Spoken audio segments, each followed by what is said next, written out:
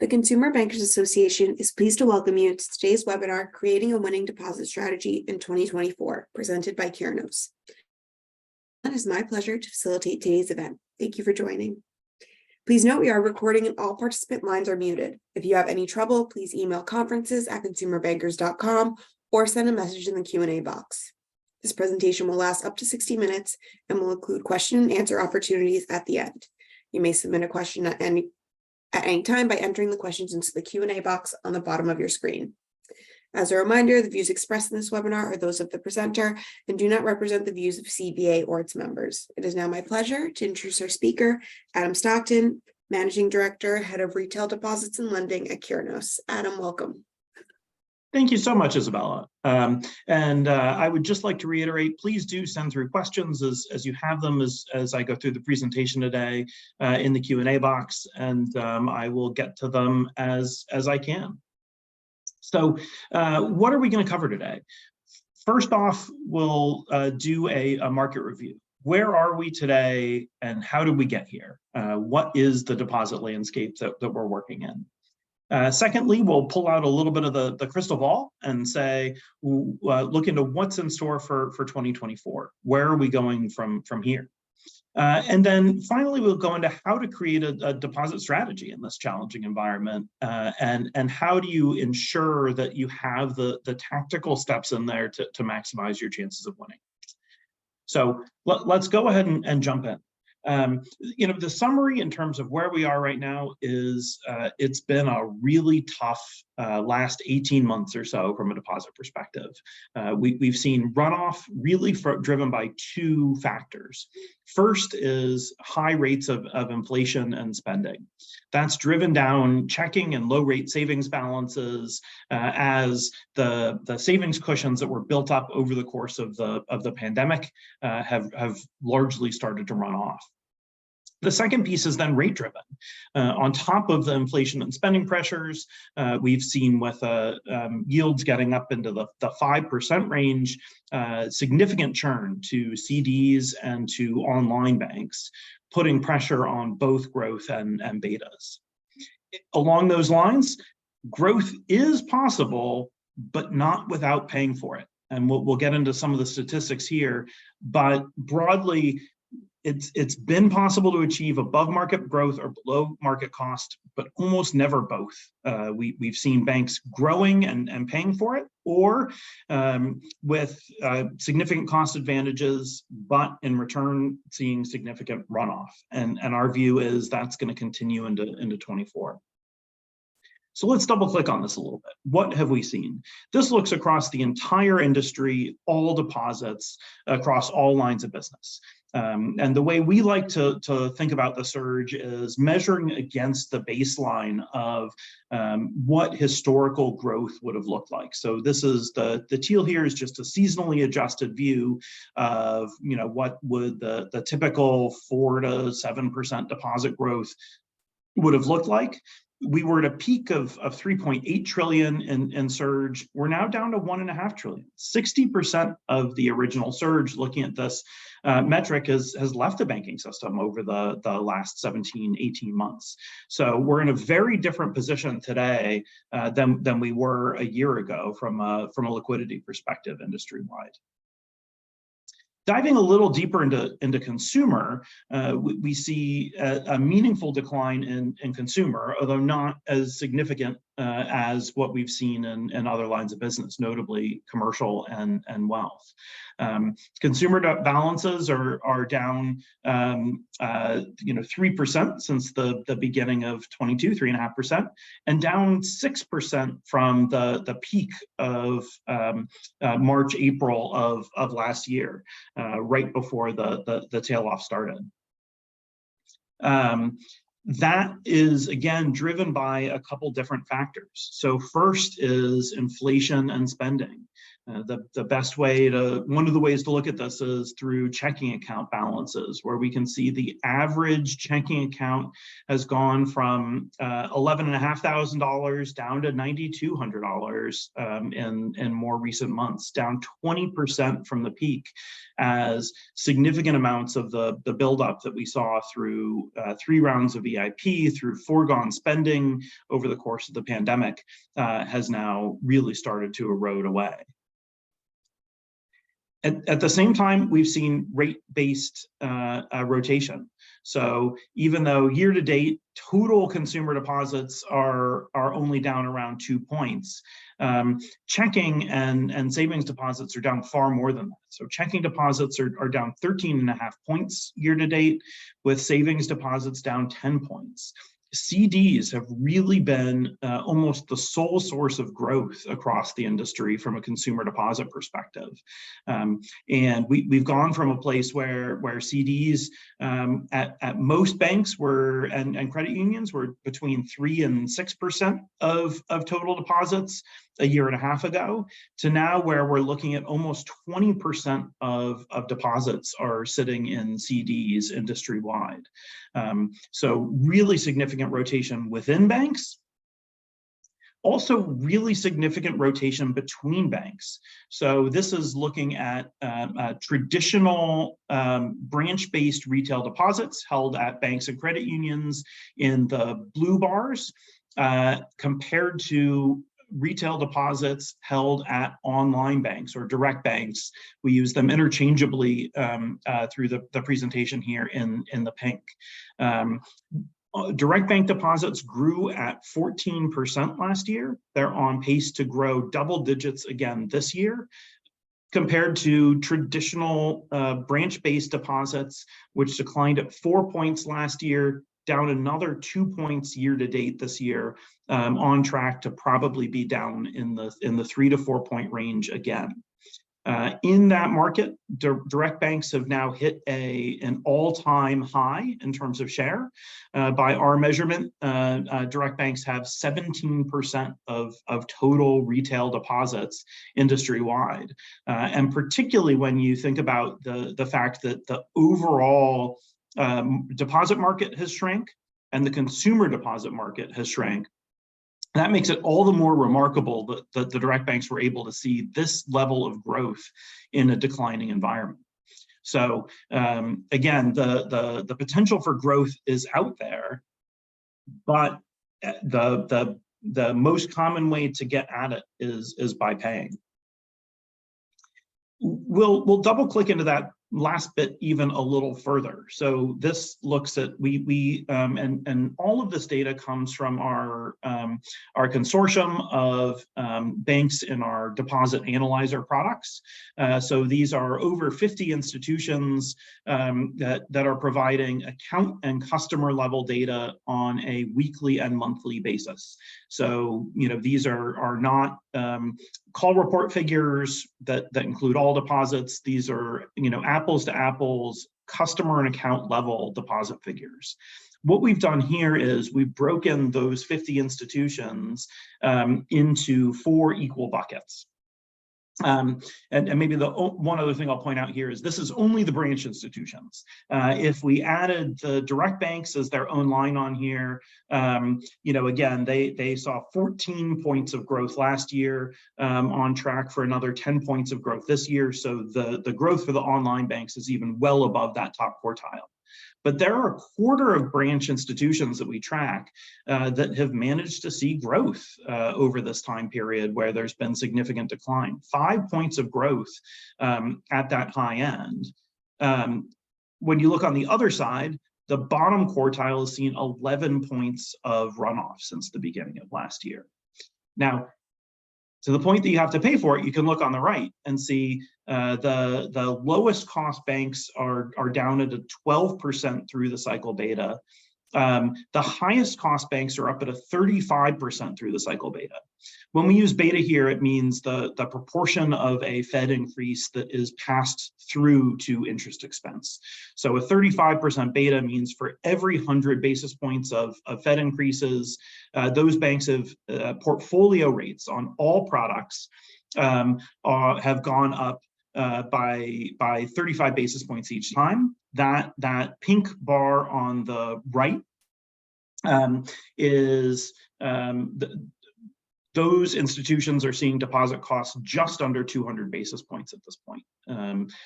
There is 140 basis points of gap in total portfolio interest expense between the top and the bottom quartiles on the right. Two questions have come in here that I'll answer. One is, how does this differ by size of institution? Which is a great question. And what we have found is there is relatively little correlation when we dig down to the retail deposit level, the consumer deposit level based on size of institution.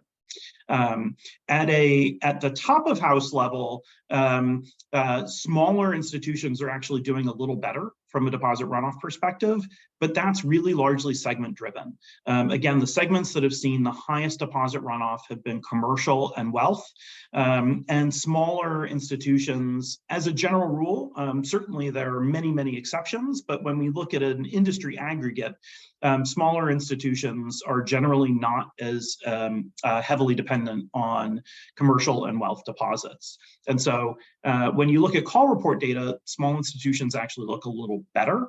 But when we look specifically at retail or consumer deposits, there are small banks and credit unions and super regional banks in each of the four quartiles. So, we see banks under 5 billion in each of the four, banks over 100 billion in each of the four quartiles.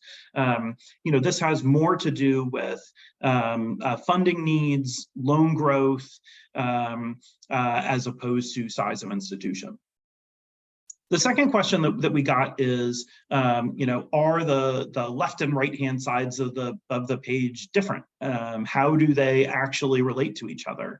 I didn't plant that question, although I almost could have, because we were anticipating it, and that's what we're showing here on this next page.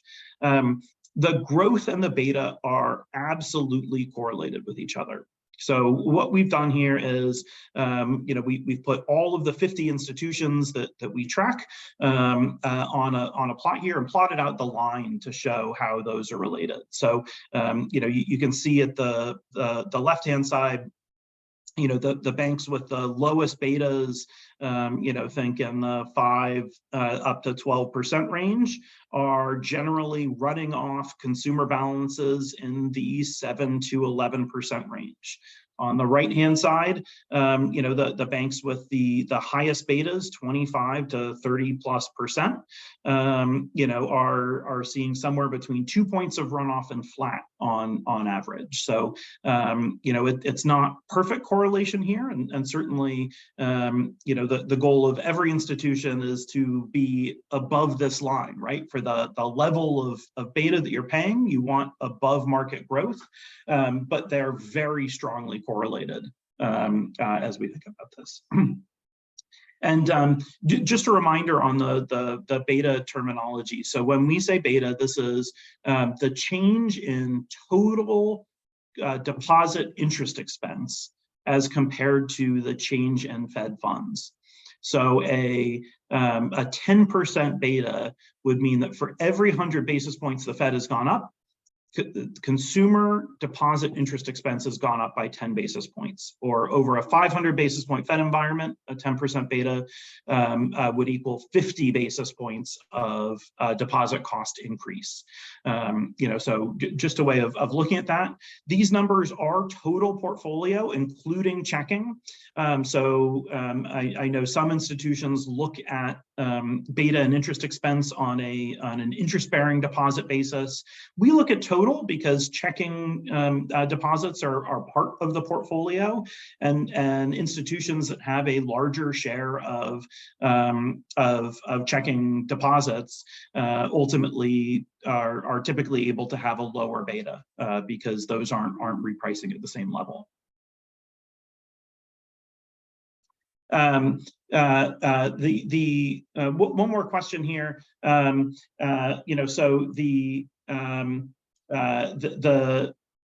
These you have to kind of think about somebody made a great point that the colors probably should have been flipped, where the banks broadly with the bottom quartile and growth have the top quartile on beta. The colors are probably more arranged that blue is the best and pink is the worst. But as a general rule, the two are aligned. So, if you're seeing the highest deposit runoff, your bottom quartile on growth, you're more likely to be in that top quartile on beta, and vice versa. The banks with top quartile growth, as you can see on the next page here, are almost certainly paying for it, and have above market betas. So the net here from where we've been is growth is possible, even in an environment where branch-based deposits have been running off at 3 to 4 points a year. There are banks and credit unions who have been able to not only hold flat, but actually grow. But doing that requires rate. You can't have your cake and eat it too. If you're looking for that growth, you are almost certainly going to pay for it. So what's in store then for 2024? Are things going to get better? Unfortunately, and this has probably been foreshadowed a bit by the Fed announcement yesterday, which really signaled higher for longer is likely. That would imply that next year is likely to get better, but not all the way back to where we were historically. All of the macroeconomic indicators that we track would suggest that next year will not be as bad as the last 18 months have been, and that we're likely to hit an inflection point in terms of runoff at some point in the next 12 months. With that said, inflection point means we stop running off as steeply. It does not yet mean we get back to those historical levels of growth. Our view is the most likely outcome is for continued consumer deposit runoff in 24. With branch institutions, albeit landing in not quite as bad a place as they've been, probably down 0 to 3 points as opposed to the 4 points of the last couple years. We wish we could offer better news in terms of interest expense, but even as the Fed is likely to stop increasing, the current projections are one more increase this year, and then flat for a while in the first half of next year before declines start. In the last plateau environment, so in 2019, when the Fed stopped increasing rates, consumer deposit interest expense increased more than 15 basis points across the industry over the next 6 months. So be really mindful about the potential for interest expense to creep up even as the Fed stops. And then finally, the third piece we're tracking is CD renewals really starting at a much greater velocity in the next couple months.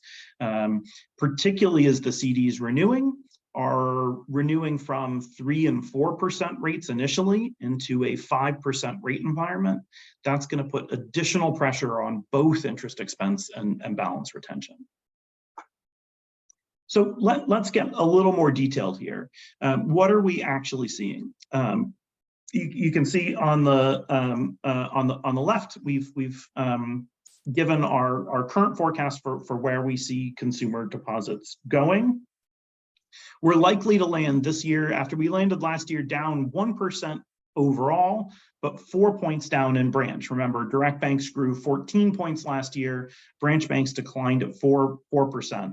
We're likely to land this year around a 1.5% to 2% total decline, with branch-based institutions down about 4 points again.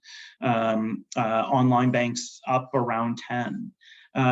Next year, again, will get a little bit better. Inflation, if it does come down to where the Fed projects, landing pretty close to the target range by the end of next year, we'll see an inflection point where we're able to turn that consumer runoff back into a positive savings rate again. But with that said, it takes a while for wage growth to catch up on the back end. There is a lag effect when we've looked historically at inflation, where inflation coming down doesn't mean prices go down, it just means they stop going up. So on the inflation side, we hit a little bit more stasis in terms of prices. Wage growth has to catch up, which it's starting to do, but again, is going to take a bit of time. The second half of next year is going to look materially better than the first half, is our view. It's very possible that the first half of next year looks a lot like this year did, where we end up for branch institutions down 1.5 to 2 points, that then flattens out over the back half of next year. With that said, if you asked us, well, are you sure? Because frankly, that's what many clients have been asking us. Are you sure? Are you sure next year is going to be better? We've gotten really beaten up on our forecast over the last couple of years. We didn't think deposits would be as down as they've been. Could next year be just as bad as this year's been? The answer is, it doesn't look like it's going to be, but it's certainly possible. The two scenarios on the right are ones that really fall well within the range of believability. The lower growth scenario is if inflation basically stops going down. The Fed has come out and said the most difficult part of reducing inflation is those last couple points. Those last couple points can really be stubborn. If that happens, if inflation stops going down, that would imply that maybe we see more than one Fed hike and slowing economic growth.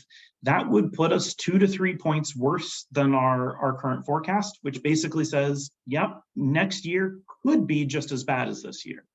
Now, on the other side, if inflation reaches the target range next year, particularly by early to midway through the year, that might mean that the Fed is able to decrease rates more quickly than what they're currently anticipating. Wage growth continues to catch up and is able to drive increased savings. We could end up in a flat to slightly positive range. So there's still a lot of variability here, particularly as you look at inflation. The Fed has been really clear that inflation is the metric they're tracking. That's what's going to impact the Fed funds target rate the most. As we've done lots of historical analysis and modeling, inflation is also the #1 predictor that we look at for consumer deposit growth. So right now, it's looking like next year is going to be better. Not a sure thing yet, but there is some easing on the horizon. So I'd like to pause for a minute with a couple poll questions.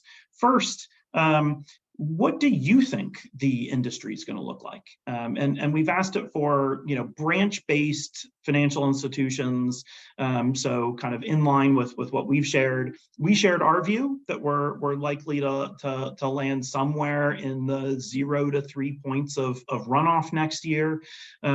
What do you think in terms of the total industry, all branch-based banks and credit unions? I'll give a minute for the results to come in, and Isabella, once it looks like we've seen kind of good response, I'll ask you to go ahead and close.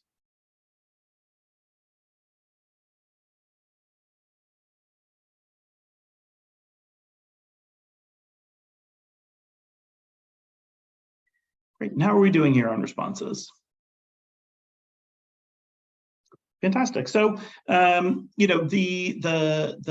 net is right around kind of where we're projecting, maybe a little bit more optimistic. So near flat, somewhere between 1 point of growth and 3 points of runoff. So a measured view that is distinctly better than what we've seen. Albeit with 20% of respondents a bit more pessimistic and anticipating next year looking like a lot like this year. And another 15% a lot more optimistic and anticipating a higher level of growth. So the fun follow-up question here is then, what is your institution targeting for growth in next year? Are you looking to match the industry, which is we got from the last poll would be somewhere in those middle couple buckets, near flat to a few points of runoff?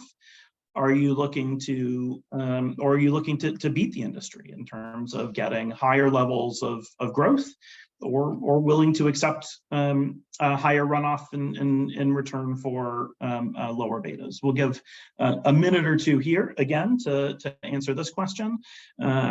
But I do always love to follow up the industry question with where each institution is falling. We'll give 5 or 10 more seconds here to lock in your answers. And Isabella, if we could go ahead and close this one. So as you can see, the center of mass has increased significantly. If you recall on the last question, there was a pretty even split between 1 and 3 points of runoff and near flat. This time, 40% of respondents said their institution is targeting 1 to 3 points of growth. There were no responses anticipating the industry would be at the more than 5% growth figure, but still we have some respondents today who are targeting that range.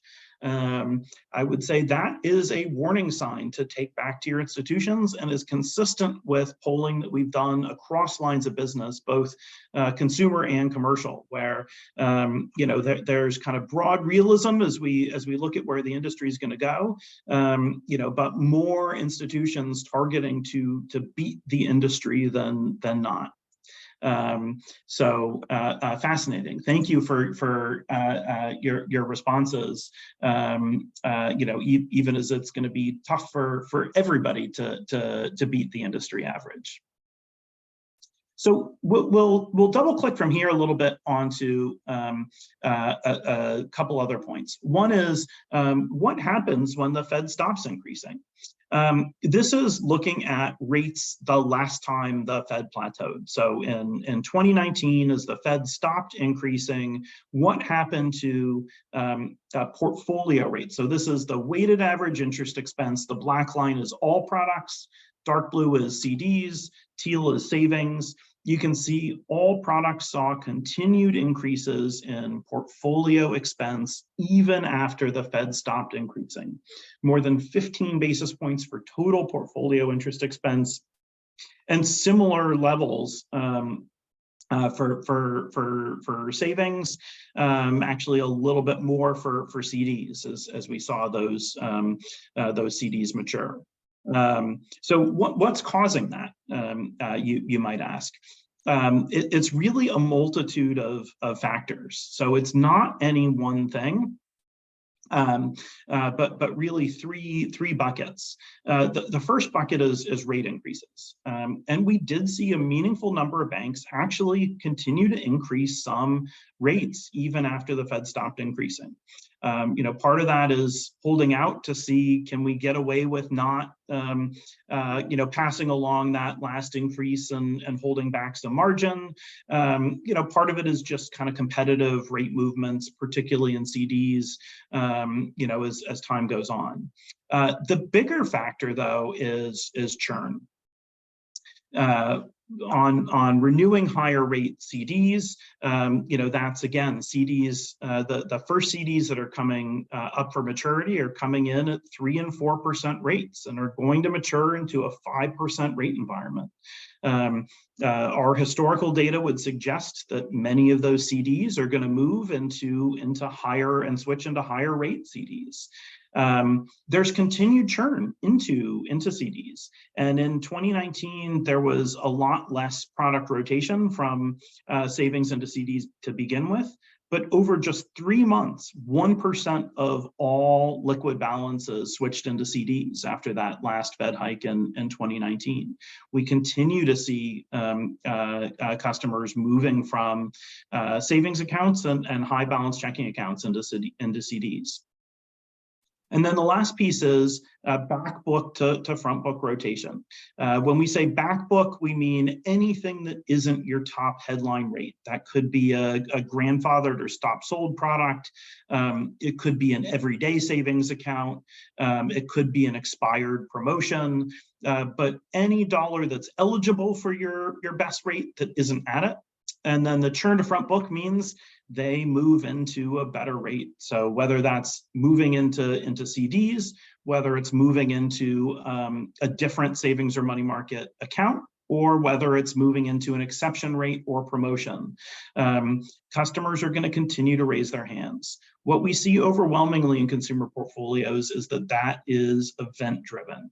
It's when a customer gets a tax refund, they get a bonus check, they get holiday money, and they look down and see, wait a second, I'm only earning 200 basis points on my account. Surely I could be doing better, right? And so we continue to see some of that churn. And then the last piece is just normal run rate acquisition and attrition, right? Customers move away, they die, and those kind of go out at the weighted portfolio rate. If you want to refill the book, that has to come in at the higher acquisition rates.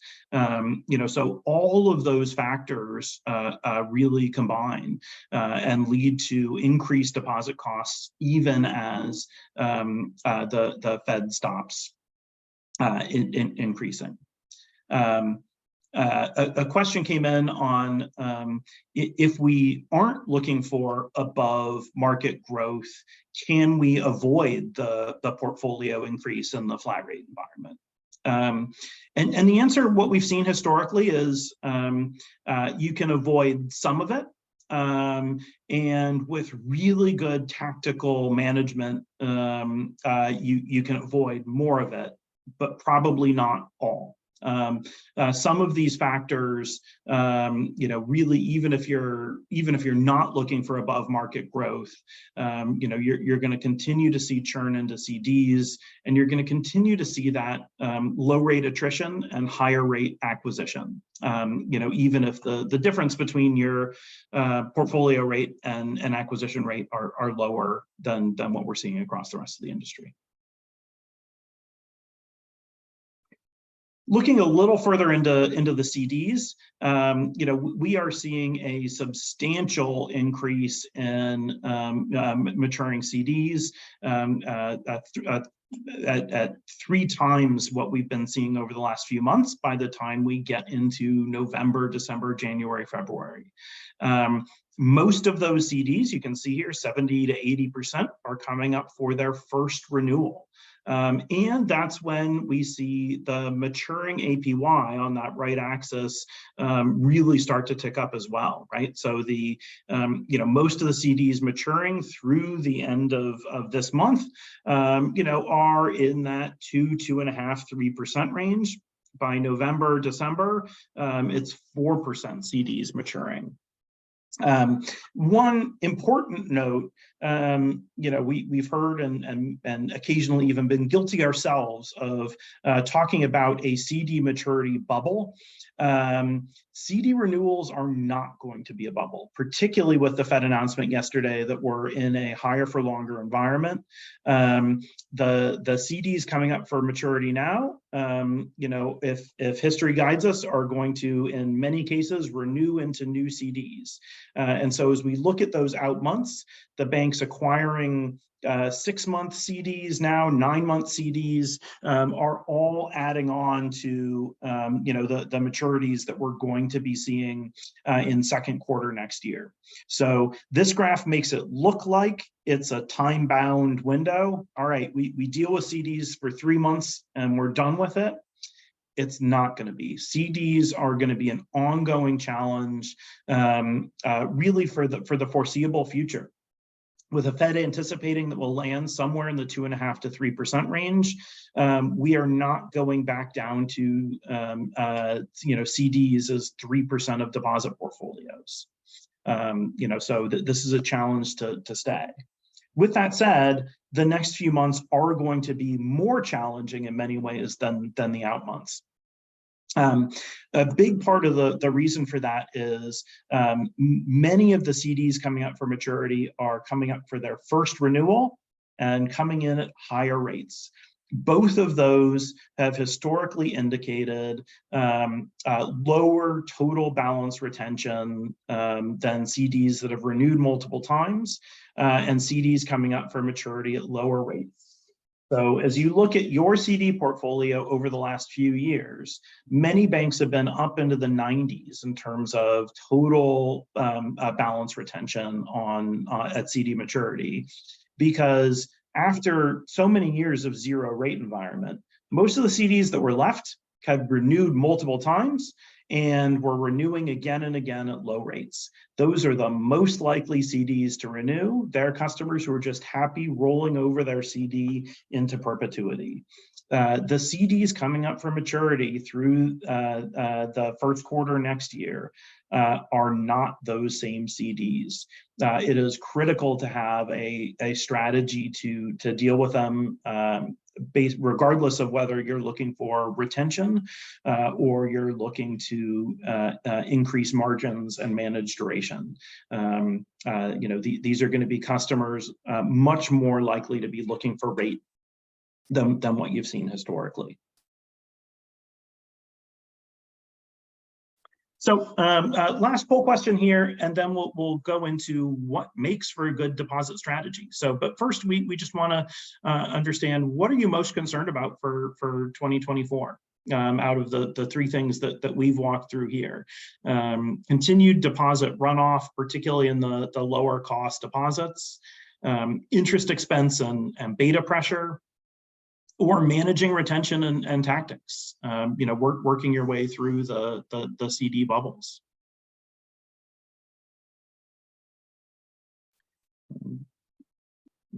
Give another 10 seconds or so for folks to answer here before we then again switch into deposit strategy. So Isabella, let's see what people said. A pretty even mix of the three, and that's really what we've been hearing as we've been talking to banks and credit unions around the industry as well.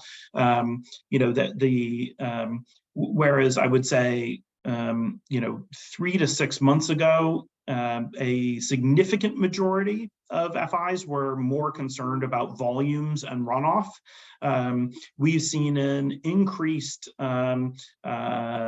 proportion really turning their focus to interest expense and beta pressure, particularly as we near the peak of the rate environment, as well as really flexing the muscle on some of the deposit tactics that haven't been used for almost 20 years. Talking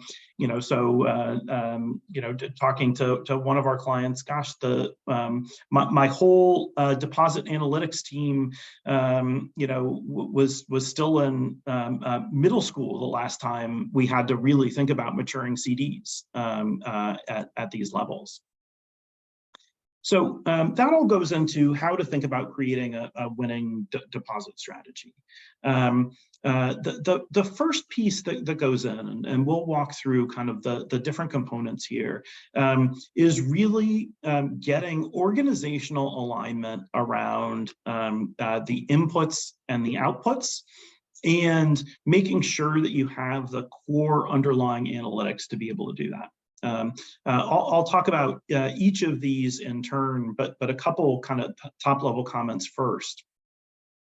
The inputs are really important from two perspectives. One is, as we saw in some of those earlier pages, the sensitivity to things like inflation and the Fed funds rate are huge in terms of both setting the baseline and setting the right tactics to do. So understanding what are our projections, but also where are our biggest sensitivities from those different inputs. The one constant over the last, I was going to say 2 years, but really it's probably more like 3 or 4 at this point, has been nothing has unfolded in exactly the way that we would expect. And unfortunately, that's likely to be the only constant moving forward. The solution to that, in our view, is really thinking through scenario-based analysis.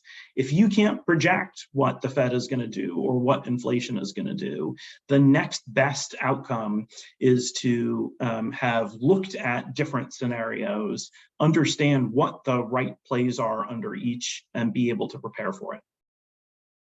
From an outputs perspective, the outputs are just as important as the inputs, and often where we've seen banks fall a little bit flat. There are a couple really big tensions in terms of the outputs. One is, are we solving for next month, next year, or a full cycle? Because often the strategies that are most efficient to meet next month's or next year's deposit target are not the most efficient when you're looking at meeting our 5-year customer growth goals. On the flip side of that, if we've heard so many institutions say through this cycle, we just really need more low-cost deposits. And we agree. Everyone needs more low-cost deposits. The problem is you needed to acquire those customers 3 to 5 years ago in order to have those low-cost deposits today. And so what's the time frame that we're working within? What are the metrics that we're all aligning on throughout our organization? And what are the plays that we're willing to consider in order to get there? So really getting the alignment around the outputs is key. And then the analytics. A deposit strategy that is built on hunch is one that is bound to fail.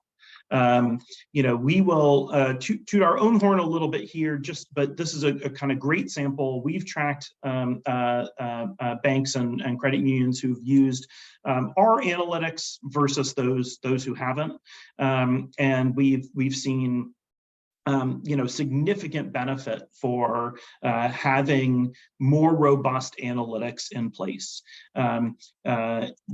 That's regardless of whether you're looking to grow or looking for margin. So on the left-hand side, we've isolated just among banks looking for above market growth. So flat or better, since deposits started running off in second half of last year. And similarly for banks who've seen the highest runoff, 10 points of runoff or more over the same time period. The benefit to more robust analytics is really similar across both, 14 to 16 basis points. On the right-hand side, we then even double click among our own clients and say, those just using analytics are seeing an 11 basis point advantage over those who don't have the robust analytics. But there's another 14 basis points of benefit for those using price optimization. So really using the analytics to set both strategies and tactics has a huge and demonstrable advantage as you go through. The second piece is double clicking a little bit more on a deposit strategy is not a monolith. One of the really important levers to look at is your different market archetypes. So most banks and credit unions have some denser markets, often where the headquarters are, or other markets with strong branch networks, strong brand awareness, compared to thinner markets that are maybe on the edges of the network. In those denser markets, building on the strength of the brand awareness that you have, it can be a more efficient play to go after core customer acquisition, even as the cost to acquire a new checking account has increased, the cost of cash incentives has increased, but building on that brand strength and building on the fact that you can bring lower cost relationship balances along with it, makes that a more attractive play.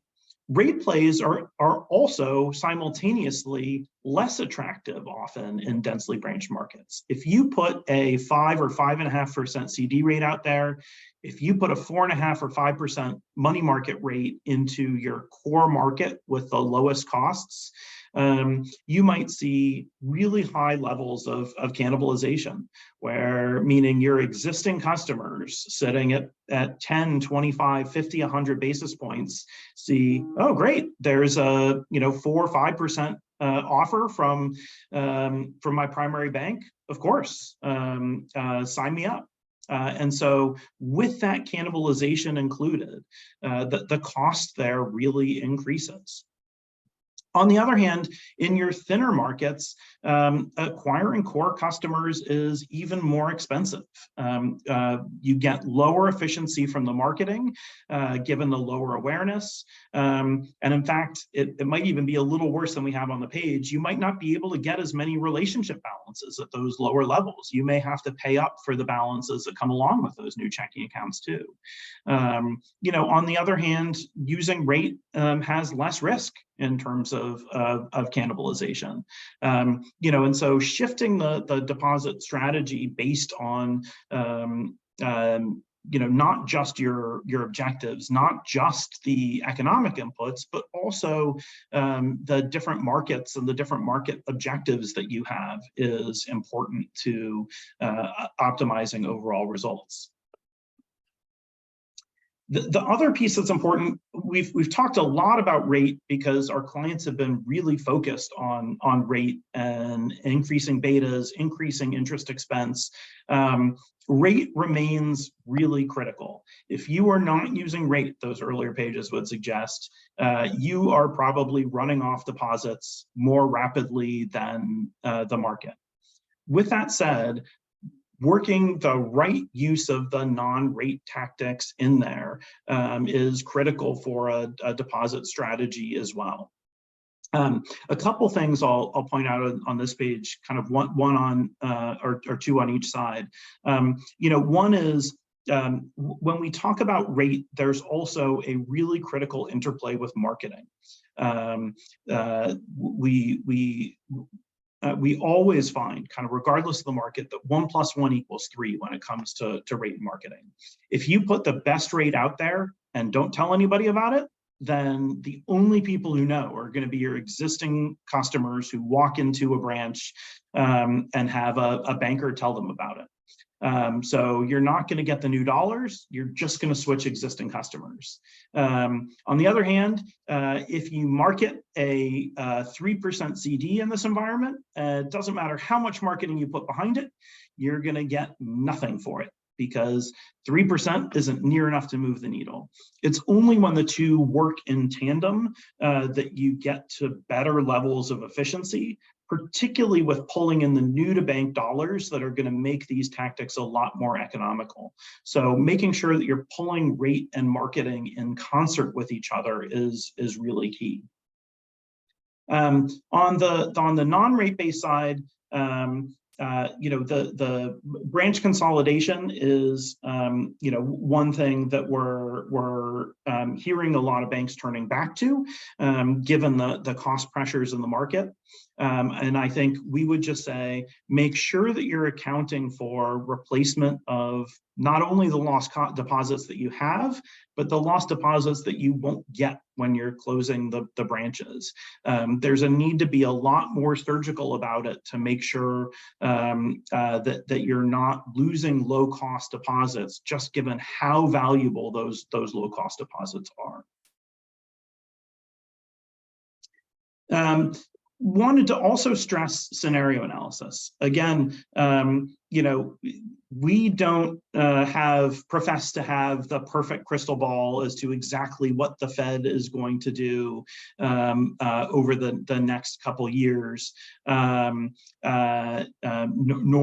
I think does anybody else. And so making sure that you're planning for different scenarios. What happens if we continue in a flat rate environment, not just for 6 months, but for 9, 12, 15 months? What happens if the Fed is able to drop a lot more quickly than what's currently anticipated? Competitive environment is also key. Looking at the dynamics of your local markets, your specific competitor sets, as well as different objectives. What happens if we've been given a goal to stay flat next year, and I'm sure none of you on the phone have had this, or the line have had this experience, but what happens when finance comes back in June and says, yeah, we've seen higher levels of commercial runoff, we know your goal was flat, but actually we need you to hit 3% growth by the end of the year. How do you plan ahead for that so you know what levers you can pull if you're given that extra, I'll call it a bonus deposit goal at the last minute? Then in terms of what to do within each of those strategies, another question came in: what differentiators would you recommend beside rate? And that's really where the short-term versus long-term comes in. Over the short term, you are more limited in terms of what you can do to efficiently gather deposits next year. You are limited to, and often using rate, using cash, using marketing to drive the near-term results. Over the longer term, you can look beyond to other differentiators, distinctive product and value proposition, different market archetypes on distribution. You can look to different segments, hiring wealth bankers or small business bankers, differentiating on treasury management services within small business or commercial. Those, for the most part, tend to be longer lead time. They come with lower cost deposits over the long run, but are often not levers that you can pull expecting to change your overall deposit performance by 2 or 3 points next year. By the time we're talking about next year, and certainly by the time we're talking about next month, it is really much more about optimizing the different costs to get those near-term deposits, optimizing rate, optimizing marketing, optimizing cash incentive, doing that in your different markets, and optimizing the deposit tactics around, as an example, the CD renewal and retention as well. So, the long-term versus short-term strategies really differ there. We'll also point out that deposit tactics drive further performance even once you've set the right strategy. So looking a little bit at CDs, we actually have a bit of data going all the way back to the 06 to 08 peak of 2 rate cycles ago, the last time 5% CDs matured. There were huge differences between banks across the key metrics on CD retention at renewal. First off, total balance retention varied by as much as 10 to 15%. So some banks and credit unions were seeing near 90% balance retention. Others were down more like 75% balance retention on maturing CDs. Auto renewal rates varied by up to 50%, meaning some institutions saw as little as 10% of their maturing CDs auto renew, stay in the same standard term. Others saw as much as 60% of their maturing CD volumes auto renew. That makes a huge difference, both in terms of the near-term deposit cost, but also in terms of kind of the slide we were looking at earlier, where a CD at its first maturity is much less likely to renew than multiple maturities. Part of what you're trying to do with a CD strategy is not just optimized for this first renewal window, but if you can get that first renewal, you are much more likely to get the subsequent renewals. So making sure that you're accounting for those long-term impacts. And then finally, deposit costs. So up to an 80 basis point difference in interest expense on maturing CDs based on the strategy undertaken. How does that actually come to life? Here are three kind of illustrative renewal scenarios that we've put together based on aggregating a dozen different banks worth of data. Based on just shifting what is the promo CD rate that I'm offering at the time, and what is the auto renewal rate. We can run scenarios where the total balance retention varies by more than 15 points. And the interest expense varies by nearly 100 basis points. So there's a huge difference in terms of what you can do. As you play that out to then a second and subsequent renewal, there are bigger impacts there too. There are a lot of factors to consider in here, looking at the CD terms, substitute products, rates in each market. When do I have the most CDs maturing? There's also a lot of kind of the most forward-looking FIs, are thinking about getting down more to the customer level. So if we know that a first-time maturing customer is much less likely to renew, can we do anything about it? Could we give those customers a different offer, a better offer? And if we go beyond that, as we've done work with a number of clients in terms of scoring their customers, can we identify those that are most likely to auto renew and those that aren't? And again, give different offers in each case. So I'll wrap up here and then answer questions. A winning deposit strategy ultimately requires analytically driven inputs, to make sure that you're building on reality. Sensitivity to key scenarios, because none of us know exactly what's going to happen next. A full range of deposit plays, including rate and non-rate factors. Short and long-term outputs, and agreement across the organization on how to balance them. And then really making sure that you're not just stopping at the strategy, but you're getting down to the tactical level. I see a couple more questions in the Q&A box. I'll keep answering those until the top of the hour. So first one, how are some of the strategies, what are some strategies we've seen other FIs using to win back attrited balances? Do they target those balances specifically? Absolutely. So if you know that some customers or members have left your institution, you can target those customers or members with a win back offer. It's going to take a lot of rate. But if you have the ability to just target those customers or those segments, then the cannibalization cost can be low. That's a relatively no regrets proposition. It's not likely to move the needle in a huge way, but as a basket of tactics, it can be really additive. Other question we got, do we see a difference in the outlook for small business versus consumer?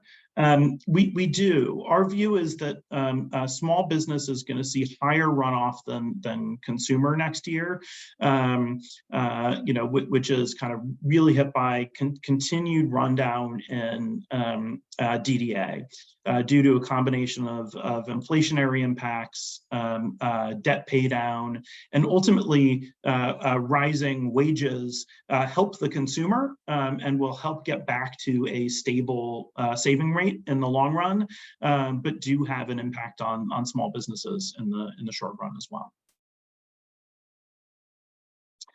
With that, and given that we're almost at the top of the hour here, I would just like to thank everybody for attending. Please feel free to reach out to me or your trusted Curinos contact with any questions that you have.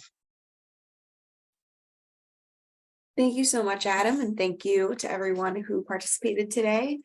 With that, we must conclude today's program. This session has been recorded and will be available within 1 to 2 business days.